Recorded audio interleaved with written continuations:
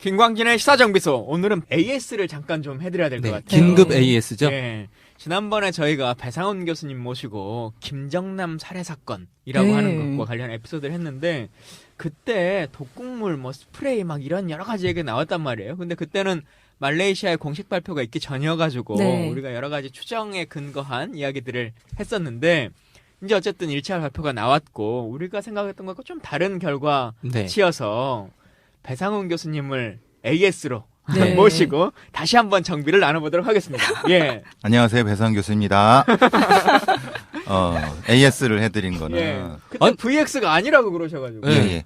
저도 지금 아직까지도 VX라는 데는 의구심을 갖고 있지만은 왜냐하면 이 유기인을 기반으로 하는 불소 기반의 그 독가스 형태거든요. 아, 유기인. 예. 그러니까 말하자면은 복잡한 화학식이 있지만은 가장 기본적인 구조는 P하고 F, 불소가 개통이 되는 부분인데 그 계통은 실제적으로 이제 가스 형태하고 액체 형태가 있는데, 만약에 그 로션 형태처럼 발라갖고 했다고 하면 그 여성들은 즉사합니다, 즉사.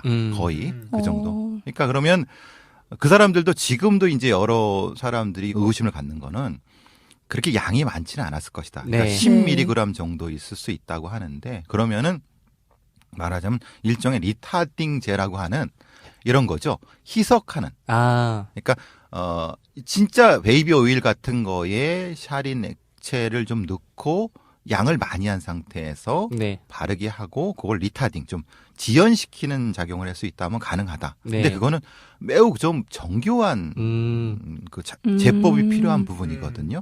그리고 또 하나는 이제 2차 공격이 있었을 수 있다. 그러니까 이거 녹음하고 그 다음 날인가 KBS 9시 뉴스 팀한테 인터뷰를 한 적이 있었는데 화면을 봤어요. 근데 우리가 본 거는 그 공격하는 장면만 있잖아요. 근데 공격한 뒤에 그 김정남이 걸어가요. 그렇죠. 걸어가면서 어디로 가면 메디컬 센터로 가요.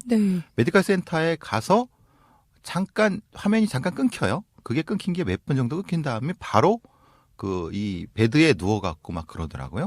그 중간에 무슨 일이 있었는지 모르겠어요. 그리고 그 다음에 그 중간에 이제 바깥에 의문의 여성과 남성이 한둘이 있더라고요. 여행객일 수 있다고 생각하는데 어쨌든 제가 이 말씀 왜 드리냐면 일부 전문가들도 얘기하는 것처럼 이게 두 가지 약품이 이 혼용돼서 사용하게 되면은 이렇게 될 수 있다. 말하자면은 초기에 아이샤가 공격한 부분은 1차 공격, 2차 공격은 메디컬 센터에서 어떤 형태가 돼가 그거를 그 강화시키는 제재가 사용됐다고 하면은 지금 이 상태는 설명이 된다. 그러니까 단지 아이샤가 이렇게 묻혀갖고 했다는 건 그건 말이 안 된다. 왜냐하면 VX의 특성상 너무 양이 그 상태 너무 많고 흔히 말 문질러 바르는데 본인들도 안 죽고 다 그 특히 이제 아이샤 흐엉 아이샤 같은 경우는 몸에 뭐 반응도 없고 그러니까 흐엉만 손에 뭐가 있었다고 하는 정도라고 하면은 이거는 그 상태로는 설명이 안 되는 거고 만약에 그렇다고 하면 이런 정교한 제법을 외국의 어떤 특정한 콘도미니엄에서 다시 제작을 했다라는 걸 설명을 해야 되는데 그게 참 어려운 거예요. 그러니까 제법 자체에 대한 설명이 다시 필요한 부분이고 공격 방식에 대한 것도 종합적인 분석이 필요하다. 그 제법 부분은 그들이 제조하지 않고 예를 들면 뭐 북한 당국에서 건네받은 약품을 사용했을 수 있잖아요. 그렇죠. 그렇게 하면은 특별한 어떤 재질의 용기에 담아와야 돼요. 그러면 외교 행랑이나 이런 걸 통해서 가져왔을 수 있다는 거잖아요. 근데 이제 그러면은 그 위험성을 부담을 해야 되는 거고 전반적으로 가장 큰 문제는 그거예요. 지금 모두 다 얘기했듯이 왜 이 미련한 짓을 했냐 이 말이에요. 했다고 하면 김정은이. 왜냐하면 세계에 다 주목을 받고 욕은 욕대로 먹고 실제로 그 효과가 어느 정도 있는지는 모르겠는 걸 했느냐. 이게 가장 큰 동기의 문제인데 그래서 스탠딩 오더라는 걸 얘기한 거 바로 그것 때문이거든요. 원래 저 김정은은 김정남은 죽이려고 했었고 누군가 걸리니까 했다라고 하는 것이 지금의 동기니까 그냥 믿는다 하더라도 그럼 왜 이 복잡한고 자기의 화학무기 기술을 다 노출시킬 수 있는 그러니까 흔히 말하는 그런 겁니다. 이 제법이란 거는 버블젯 어뢰보다 더 어려운 기술일 수 있는 거예요. 그러니까 북한이 버블젯 어뢰를 가지고 있어야 되는 건데 버블젯 어뢰를 가지고 수 있는 건 굉장히 그 고도의 기술이거든요. 근데 이런 복잡한 화학제법이고 정교한 화학제법을 노출하면서까지 할 이유가 뭐냐? 그 부분이 사실은 많이 걸리는 거예요. 근데 숙소로 돌아갔을 때 어쨌든 그 범인 여자들 있잖아요. 가서 토하고 뭐 구토하고 이상한 증상을 나타냈다라고 보도가 되고 있는데 그러면 1차적으로 그런 물질들을 사용해서 테러를 할 수도 있었던 거 아닌가요? 가능하죠. 그렇죠? 가능한데 농도의 문제일 수 있다. 그러니까 초기 공격은 네. 약간 미약하거나 아니면 약간 뭐가 부족한 방식. 지난번에 저희 방송에서도 후춧가리 같은 걸 수도 있다. 예, 뭐 예, 이렇게 말씀하신 그렇죠. 거잖아요. 예, 그런 예. 비슷한 걸로 생각이신 거죠. 해서 네.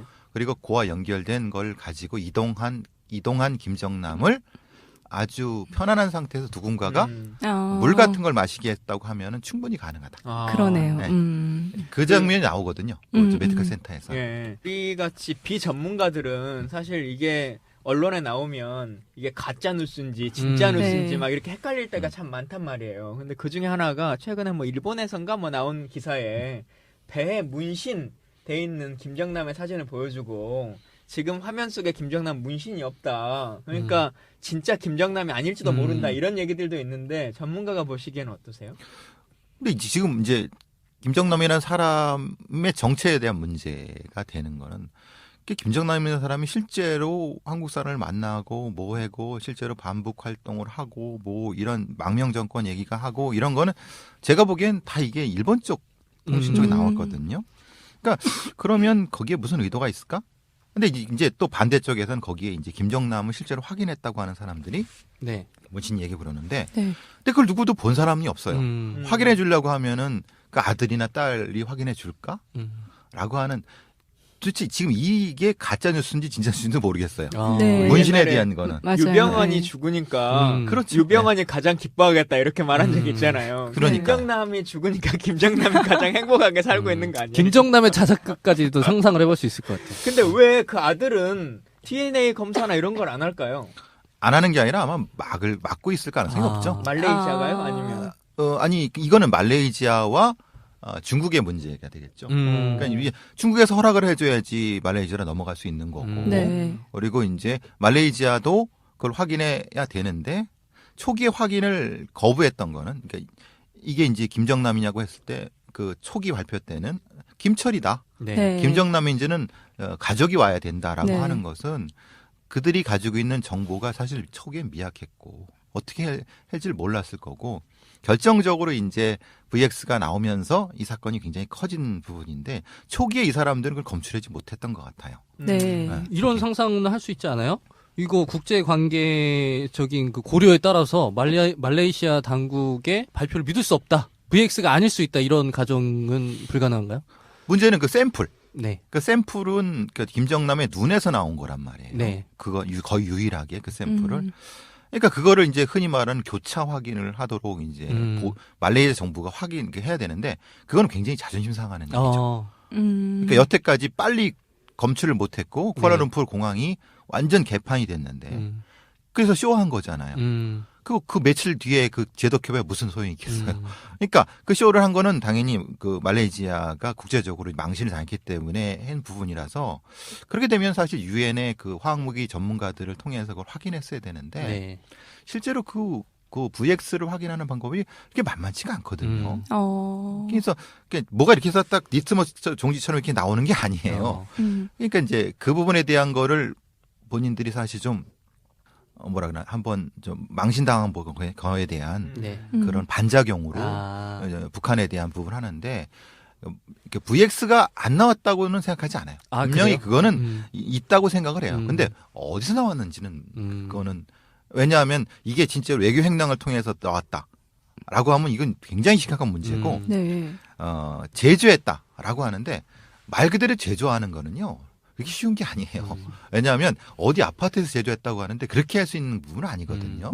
그러면 갑자기 미군이 탄저균 페덱스로 우리나라에 보내는 거기는 이제 그건 진짜 외교 횡단이 되는 거니까 그거는 가능한데 근데 이거는 그 약품이라든가 이런 부분은 아주 좀 정교한 제법이 필요한 부분인데 못하는 건 아닌데 근데 그럼 이제 앞으로 가죠. 왜? 네. 왜 이 어려운 방법으로 김정남을 죽여야 되느냐?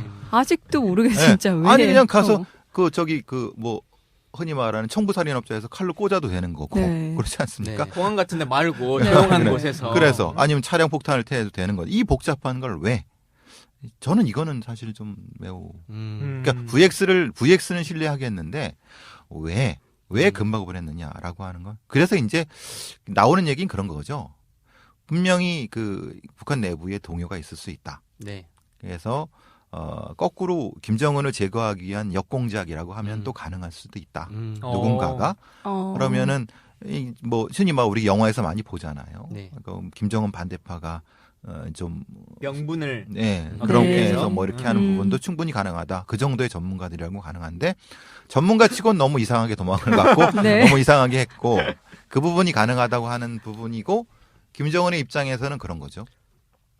난 몰랐다고 할 수가 없어요. 그러면 통제력이 없잖아요. 네. 그죠? 내가 나쁜 놈이 되더라도 내가 저 테러범이 되더라도 네. 알았다. 내가 네. 스탠딩 오더를 맞아요. 내린 거다라고 네. 해야지 이 시스템을 장악력이 내가 생기죠. 장악할 수 있는 건데 내가 모르는 상황에서 누가 죽었다라고 하면 이거는 대외적으로는 완전히 개망신당하는 거거든요. 네. 개망신당하면 정권을 잃으니까 네. 분명히 누군가는 김정남을 죽였고 VX를 죽였는데 이 관계는 진짜 이거는 모르겠다는 거예요.